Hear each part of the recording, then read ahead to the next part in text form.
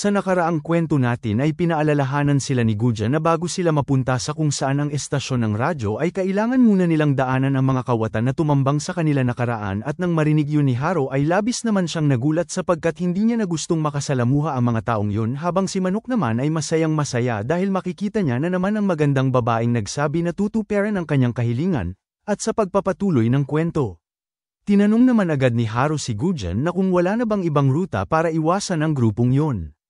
Tugon naman ni Gujan na mayroon naman kaso lang ay 3 beses ang layo nito at hindi rin nila nasisigurado na walang panganib sa daan na yun.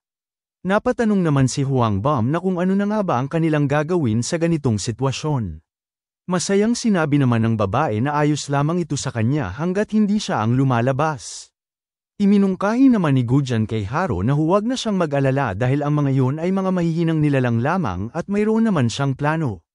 Ibinaling niya naman ang kanyang pansin sa ating bida at tinawag niya ito sa pangalang Blue at sinabihan niya ito na siya raw ang Joker nila dito at iminungkahi niya naman na huwag na siyang magpakita na parang preparado siya sa apocalypse at nanirahan sa basement at huwag na siyang magsalita patungkol doon habang sila ay nasa labas.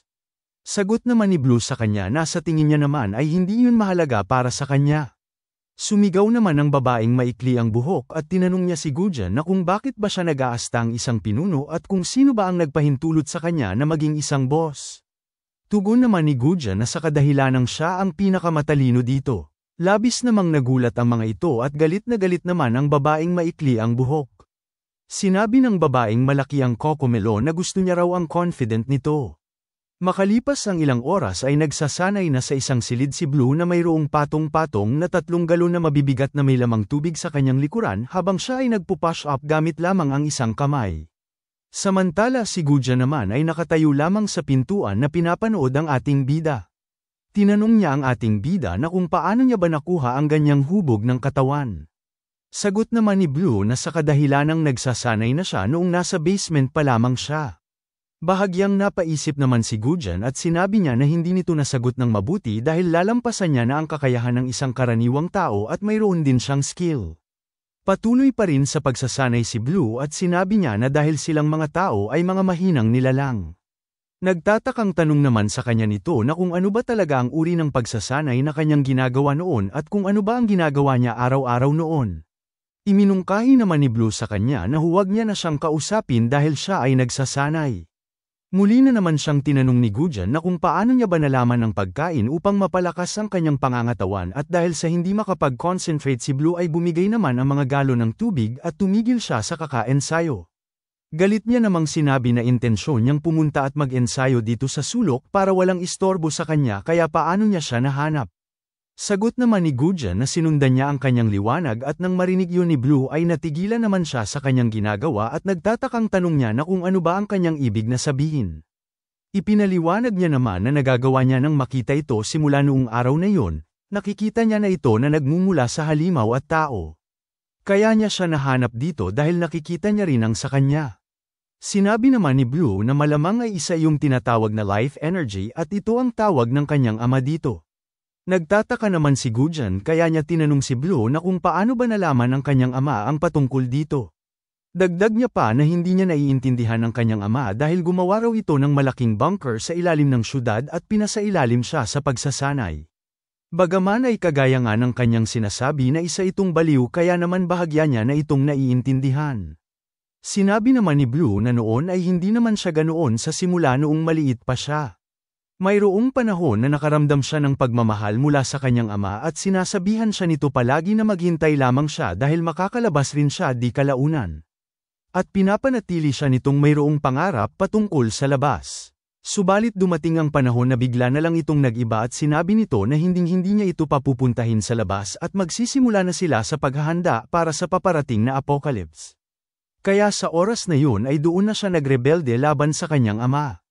Sinabi naman ni Guja na ang kanyang ama raw ay alam ang patungkol sa paparating ng apocalypse at alam din ito ang kahinaan ng halimaw kaya naman sinabi niya pa na ang kanyang ama ay baka alam ang nature na patungkol sa apocalypse.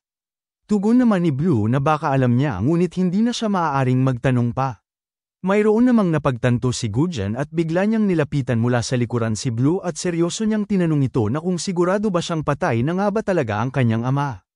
Ikwento niya naman kung paano namatay ang kanyang ama at sinabi niya na nahulog daw ito sa bangin ngunit hindi niya lubusang nakita at pagkahulog niya ay sinundan siya ng napakaraming mga halimaw sa bangin. Habang nahuhulog ang kanyang ama sa bangin ay kalmado lamang ito at mayroon itong seryosong mga mata. Samantala habang naaalala ni Blue ang pangyayaring iyon ay malungkot naman siya at si Gujan naman ay sinabi niya na baka ang kanyang ama ay nananatiling buhay pa magpahanggang sa ngayon. Bahagyang napaisip naman ng ating bida at agad niyang sinabi na kung talagang ang buhay pa ito ay gagawin nito ang lahat para lamang mahanap siya. Tugon naman ni Gujan na kung iyan nga ang kanyang palagay ay malamang na tama siya. At dagdag niya pa na pumunta siya rito dahil mayroon siyang rason at tinanong niya ang ating bida na kung paano niya nagawa ang galaw na iyon noong una silang magharap. Kinumpirma naman ni Blue na kung ang tinutukoy niya ba ay itong galaw niya at agad niyang pinailaw ang kanyang dulo ng daliri at bigla siyang napunta sa likuran ni Gujan na siyang ikinagulat naman nito dahil parang hangin lamang ito sa bilis. Agad na ipinaliwanag ni Blue na kailangan niya lamang na etoon ang kanyang pansin sa kanyang dulo ng daliri at doon niya ipagsama-sama ang kanyang life force at dagdag niya pa na mahirap ito sa simula ngunit hindi na siya pinatapos magsalita ni Gujan at agad niyang sinabi na nararamdaman niya ito. Hindi naman makapaniwala ang ating bida sa kanyang narinig habang si Gujan naman ay nanginginig ang kanyang kamay at ayon sa kanya na malinaw niyang nararamdaman ito ngayon at naalala niya ang paghigop ng halimaw ng kanyang life force na unti-unting humihiwalay sa kanyang katawan. At dito nagawa niyang mapadaloy ang kanyang life force sa dulo ng kanyang daliri at napagtanto niya naman na ito na ang kanyang life force. Bigla namang damyugo ang kanyang ilong kaya naman nag-alala si Blue at tinanong ito na kung ayos lang ba siya. Sagot naman ni Gujan habang siya ay nahihirapan na ayos lang siya at magagawa niya ang bagay na ito. Habang pinipilit niya ang kanyang sarili ay sa isip-isip niya naman na kailangan niya ng kapangyarihan para mapatay ang lahat ng mga halimaw at tiningnan niya naman si Blue na mayroong umiilaw na mata at sinabihan niya ito na kailangan niya ng kapangyarihan upang makagawa ng posibilidad kagaya niya. Parang kumakawala naman ang kanyang life force sa kanyang katawan at maya-maya pa ay nanghina ang kanyang katawan at bigla siyang nahimete at bumagsak ito sa sahig na siyang ikinagulat naman ni Blue. Makalipas ang ilang oras ay nagising na si Gujan at pagkabangon niya ay tinanong naman siya kaagad ni Huang Bam na kung ayos lang ba siya at sinabihan niya naman ito na mayroon siyang mataas na lagnat. Nakapikit naman ang isang mata nito at tinanong niya naman ang kanyang katabi na kung bakit ba siya nandito. Ang kanyang tinanong ay si Manok at tinanong siya ni Manok na kung bakit ba siya nagtatanong sapagkat ito ang kanyang personal na higaan. Pinagsabihan naman siya ni Huang Bam na ilang beses niya na itong pinagsabihan na hindi ito ang kanyang personal na higaan dahil ito ay higaan ng mga pasyente at tinawag niya itong manok ang ulo. Nagalit naman si Manok at sinabi niya na hindi manok ang kanyang ulo sapagkat ito ay isang mohawk. Lumapit naman kaagad si Blue kay Gujan at sinabihan niya ito na 3 oras rin siyang nagpahinga. Nalungkot naman si Gujan at sinabi niya na sa tingin niya ay hindi niya ito magagawang magamit. Makalipas ang ilang oras ay nag-uusap sina Gujan at sinabi ng makapal ang Bigitay na ito na ang kanyang pinapagawang sandata na kagaya nga ng kanyang ipinapagawa kaya naman iminungkahi niya na tignan niya ito. Ipinaliwanag niya naman na bago siya nagpagawa ng sandata ay si Blue muna ang nagpagawa ng sandata na matulis at sinabi nito sa kanya na madali niya lamang na matatarget ang kahinaan ng mga halimaw sa pamamagitan ng matulis na sandata. Subalit dagdag pa ng makapal ang Bigitay na ang ipinapagawang sandata raw ni Gujan ay hindi mapadaling mapatay ang halimaw. Unti-unti namang binubunot ni Gujan ang sandata mula sa lalagyan nito at pagkabunot niya ay sinuri niya naman agad ang kanyang sandata na ipinagawa at dagdag naman ng lalaking makapal ang Bigitay na ang kanyang sandata ay nakadisenyo hindi upang patayin ang halimaw kundi ay ang mga tao. Ibinalik na ni Gujan ang kanyang sandata sa lalagyan nito at iminungkahi naman kaagad ng lalaking makapal ang Bigitay na huwag niyang subukang gamitin ito sa halimaw sapagkat madali lamang iyang pupurol dahil mayroon lamang itong manipis na talam. Ipinakita naman ni Gujan ang kanyang kutsilyo at sinabi niya na ito ang kanyang gagamitin para patayin ang mga halimaw. Dumating naman si Blue na nakayapak at tinawag niya si Gujan at tinanong ito na kung sasama ba siya sa kanila. Sagot naman ni Gujan na oo naman sapagkat siya ang gumawa ng plano nito. Hindi naman makapaniwala si Gujan dahil nakakaya raw ni Blue ang lumabas nang wala man lang kahit na anong sandata at naisip niya naman na magagawa niya lamang na mapaghiganti ang kanyang kapatid na babae kung kapareho na sila ng lakas ni Blue. Tinanong siya ni Blue na kung bakit ba tinutulungan niya siya sa kanyang layunin. Sagot naman ni Gujan na hindi niya siya tinutulungan dahil ang ginagawa niyang ito ay para rin sa kanyang sarili.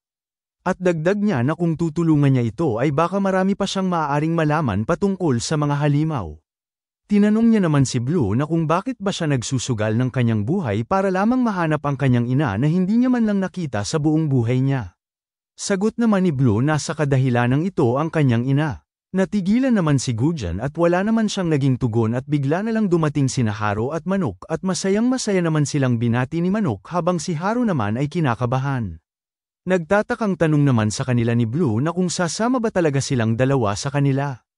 Ganadong tugon naman ni Manok na oo naman dahil masaya ito. Sagot din ni Haro na oo ngunit natatakot pa rin siya subalit nasisigurado niya naman na ang lahat ay magiging maayos din. Sinabi naman ni Gujan na kailangan pa nila ng isang kasama. Tamang-tama naman na dumaan ang babaeng maikli ang buhok na nakasalamin at bigla siyang hinawakan sa braso ni Manok habang siya ay sumisigaw na hindi siya sasama sa kanila sa labas. Wala namang magawa ang babaeng maikli ang buhok dahil dun at sinabi naman ni Huang Bam sa kanila na mag-ingat sila at sinabi rin ng lalaking nakasalamin na ipinagdarasal niyang makakabalik silang lahat ng ligtas. Umalis na nga silang lahat patungo sa labas. Ang mga halimaw ay gumagala sa labas at ang lahat ng tao ay mayroong kanya-kanyang mga rason para mabuhay. Isa na doon ang rason na hindi na nila tatakbuhan ang kanilang nakaraan. Ang isang rason naman ay para sa kasiyahan. Ang isa naman ay para mapaghiganti ang kapatid. At ang isa naman ay hahanapin ang mahalagang tao. At ang iba naman ay kailangang magpatuloy para lamang mabuhay. Sa kanilang paglalakad ay nakita na nila ang harang na parang bundok sa kanilang harapan at mayroong gumagalang mga halimaw sa kapaligiran. At sa isang gusali naman ay mayroong nag-uusap, at dito ang babaeng maganda ay kinakausap ang pinuno nila habang kumakain. Pinagsabihan siya ng pinuno nila na hindi lamang nila iniwan ang kanilang bibiktimahin ay iniwan rin nila ang kanyang mga alipores. Nagdahilan naman ang babae at sinabi niya na ang kanilang bibiktimahin sana ay kakaiba kumpara sa mga karaniwan nilang nabibiktima na nahuhulog sa kanilang patibong dahil ang mga ito daw ay nalaman agad na isa iyong patibong at ang ibang bata ay magaling sa pag-iwas sa pag-ataki at ang iba naman ay tanga na parang manok ang buhok. Sinang-ayunan naman yon ng lalaking nakahubad dahil daw ang manok ang buhok ay kinuha ang kanyang damit. Hindi na siya pinatapos magsalita ng kanilang pinuno at agad nitong itinapon ang hawak na panghiwa ng karne patungo sa lalaking walang damit at nagtaka naman siya kung ano ba ang tumama sa kanyang ulo at bigla na lang siyang bumulagta na siyang ikinagulat naman ng kanyang kasamahan. Sinabi naman ng kanilang pinuno na humihingi siya ng paumanhin sa sarcastic kong tinig at sinabi niya na dahil maingay ito kaya niya naisip na parang isa itong pagkain. Nagtatakang tanong naman sa kanya ng kanyang alipores na kung sa tingin niya ba ay babalikan sila ng mga ito para atakihin sila. Sagot naman ng pinuno na hindi maliban na lang kung wala sila sa tamang pag-iisip at kung sugurin niya sila dito sa kanilang hideout ay kakainin niya ang mga ito. Sa kabilang eksena naman ay ipinaliwanag ni Gujan ang kanyang plano at ipinakita niya ang mapa na kanyang iginuhit. Ang kanilang destinasyon ay kailangan nilang daanan ang teritoryo ng mga magnanakaw. Magtatago lamang sila para hindi sila mapansin ng mga magnanakaw upang hindi sila masabak sa gulo. Para magawa nila yon ay kailangan nilang daanan ang tatlong zone. Masayang-masaya naman na sumigaw si Manok na mayroon silang misyon. Pinatahimik naman siya ni Haro at sinabihan siya nito na sa kanyang ginagawa ay ipapahamak niya sila. Sinabi naman ni Blue na mas madaling sabihin kaysa gawin at kung siya lamang mag-isa ay hindi na siya magdadalawang isip pa. Sinabi naman ni Gujan na mayroon siyang plano at kailangan lamang nilang gawin kung anuman ang kanyang iuutos sa kanila. Kinumpirma naman ni Manok kay Blue na kung sinasabi niya bang gusto niyang makakita rin sila ng kahinaan ng halimaw kagaya ni Gujan. Tugon naman ni Blue na sa tingin niya naman ay nararamdaman niya ang life force kahit noon pa man bago pa niya makasalamuha ang mga ito at noon nang nasa basement pa siya ay nararamdaman niya ang mga taong nasa itaas niya. Nagtatakang tanong naman sa kanya ni Manok na kung wala ba silang nakaligtaan habang ang babaeng maikli ang buhok naman ay unti-unting lumalayo sa kanila. Nagawa naman siyang mahuli ni Gujan at tinanong siya nito na kung saan ba sa tingin niya siya pupunta at gulat na gulat naman ito dahil sa nahuli siya. Makalipas ang ilang minuto ay nagpatuloy na sila sa paglalakad at itinuro ni Gujan ang teritoryo ng mga magnanakaw at dagdag niya pa na alam niya ang pasikot-sikot sa lugar na ito kaya iminungkahi niya sa kanyang kasamahan na sundin nila siya at tanging komunikasyon lamang nila ay signal ng kamay sapagkat mayroong panganib na baka mahuli sila. Tinuruan niya naman ang mga ito ng hand signal at ang ibig sabihin nito ay go, na kung makakasalamuhan nila ang kalaban ay kailangan nilang magtago at magpatuloy. Ang ibig sabihin naman ng signal na ito ay umatake na sila kung hindi nila maiiwasan ang labanan ng mga ito. Ang ibig sabihin naman nito ay umatras na sila kapag nakakaramdam sila na tagilid na sila sa paglalaban. At kung hahawakan niya naman ang kanyang baba ay ang ibig sabihin lamang nun ay nagsisinungaling siya. Nagtatakang tanong naman sa kanya ni Blue na kung kailan niya gagamitin ang signal na yan. Sinabi naman ni Gujan na ingkaso lang ito subalit malamang ay natitiyak niya naman na hindi niya ito magagamit. Inaya niya naman sila na magpatuloy na sila sa paglalakad.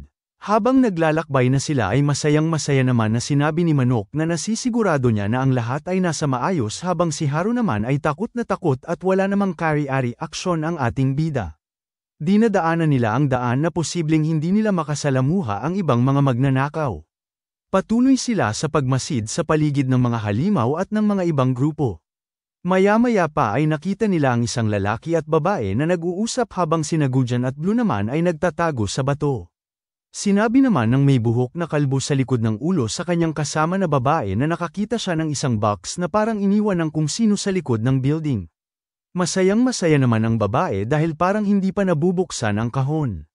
Nagsignal naman si Gujan sa kanila na dumaan lamang sila nang hindi napapansin ng mga ito. Bigla namang dumaan si Manok habang sumisigaw kaya naman labis naman ang pagkagulat ni Gujan dahil hindi ito ang kanyang inaasahan. Narinig naman ng lalaki ang sigaw ni Manok at pagkalingon niya ay tamang-tama naman ang pagkalapat ng baseball bat ni Manok sa kanyang mukha. Nang makita yon ng kanyang kasama ay nagulat rin siya at agad niyang ipinalabas ang kanyang kutsilyo samantala ang ating bida naman ay papasugod sa kanya at hindi na siya binigyan pa ng pagkakataong umatake ng ating bida at agad niya itong binigyan ng solid na suntok sa mukha. Makalipas lang ang ilang minuto ay nakagapos na ang dalawa at galit naman na pinagsasabihan ng maikling buhok na babae si Manok at tinawag niya itong tanga sapagkat hindi yun ang ibig na sabihin ni Gujan at sinisi niya ito dahil muntik niya nang ilagay silang lahat sa kapahamakan at mabuti na lang ay maswerte silang nagawa nilang maitali ang mga ito. Napakamot na lamang ng ulo si Manok at napatawa sabay sabi niya na akala niya ay aatakihin nila ang mga ito dahil itinuro ni Gujan ang mga ito. Napamura na lang si Gujan at sinabi niya na hindi naman ito malaking problema dahil wala namang ibang malapit na kalaban sa kanila kaya naman ayos pa ang kanilang estado ngayon. Subalit ayon pa sa kanya na kailangan nilang ligpitin ang dalawang ito. Nagulat naman silang lahat dahil sa sinabi ni Gujan. Kinumpirma naman ni Haru na kung sinasabi niya bang papatayin niya ang mga ito.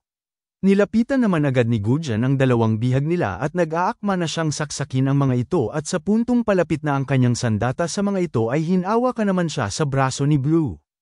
Nagtatakang tanong naman sa kanya ni Gujan na kung ano ba ang kanyang ginagawa. Sinabihan naman siya ni Blue na hindi nila kailangang patayin ang mga ito. Tugon naman ni Gujan na akala niya ay magkapareho silang dalawa at tinanong niya si Blue na kung nagigilty ba siya patungkol sa pagpatay sa mga ito dahil ang mga ito raw ay mga magnanakaw na pinapatay ang iba ng walang pag-alinlangan para lamang makanakaw. Tugon naman ng ating bida na hindi naman sa ganoon dahil kagaya nga ng kanyang sinabi na iiwasan nila ang kahit anong problema sa hinaharap dahil kapag pinatay nila ang mga ito ay hindi na sila gising para lang magsumbong ngunit hindi niya ito gustong patayin sapagkat kapag nakakaramdam siya ng may namamatay sa kanyang paligid ay nakakaramdam rin siya ng hindi kaaya-aya sa kanyang dibdib na hindi niya naman magawang maipaliwanag. Tinanong naman ni Gujan si Blue na kung gusto niya bang wasakin ang kanilang plano sa kanilang misyon sa walang kwentang bagay dahil kapag ang mga ito ay nagsumbong sa kanilang mga kasamahan na pinasok nila ang kanilang teritoryo ay mas magiging mahirap para sa kanya na mahanap ang kanyang ina. Sagot naman ni Blue na mayroong ibang paraan na hindi nila napapatay ang mga ito at yun ay ang magmadali na silang umalis bago pa man sila magising. Sinang-ayunan naman yun ni Haru at sinabi naman ni Manok na hindi niya rin ito gustong patayin dahil nanalo naman na sila kaya naman wala silang rason upang patayin pa ang mga ito. Binitawan na ni Blue ang kamay ni Gujan at mayroon namang napagtanto ito at bigla niyang ibinalik sa sisidlan ang kanyang kutsilyo at agad niya nang inaya ang mga ito na magpatuloy na sila sa paglalakbay. Nadidismaya naman si Gujan kay Blue dahil hindi na inaasahan na ganito ito. Makalipas ang ilang oras ay pinasok na nila ang teritoryo ng kanilang kalaban at sa isip-isip naman ni Haru habang siya ay nakatago na habang lumalalim ang kanilang pagpasok sa teritoryo ng kalaban ay mas nagiging mas marami ang mga tao kaya naman sa estado nilang ito ay parang mahuhuli na sila. Habang sila ay naglalakad ay bigla na lang silang natigilan dahil mayroong nagtanong mula sa kanilang likuran na kung sino ba sila at pagkalingon ni Blue ay sinabihan sila ng lalaki na hindi pa niya nakikita ang kanilang pagmumukha dati. Labis naman ang gulat ni Gujan at sa isip niya na nasa gitna sila ng kuta ng mga kalaban at kung magkaroon ng kaguluhan dito ay natitiyak niya na hindi sila makakalagpas dito at napagdesisyonan niya naman na kailangan na nilang umatras ngayon. Bigla namang umiksena si Manok at tumawa lamang ito at bigla niyang nilapitan ang lalaki at sinabi niya dito na mayroon silang napaka-importanteng misyon sa ngayon. Nagtatakang tanong naman sa kanya ng lalaki na kung sino ba siya at kung ano ba ang misyon na kanyang sinasabi. Galit naman na nagpapanggap si Manok at ipinakita niya ang kanyang mohawk at tinanong niya ang lalaki na kung hindi niya ba siya kilala sa pamamagitan lamang ng pagtingin sa kanyang buhok. Mas diniinan niya pa ang kanyang galit sa kanyang mukha para mas kapani-paniwala. Parang natakot naman ang lalaki dahil sa nakakatakot na mukha ni Manok at napatawa na lamang ito habang nanginginig ang boses nito. Inakbayan naman siya agad ni Manok at iminungkahi nito sa kanya na paano kung mag-usap muna sila na silang dalawa lang. Agad naman silang umalis upang mag-usap. Hanggang dito na lang muna mga bossing. Kung gusto mong subaybayan ang kwentong ito, mag-like, comment, at subscribe at i-hit mo na rin ang notification bell para ikaw ang unang makapanood pag may bago tayong upload. Kita-kits sa susunod mga boss.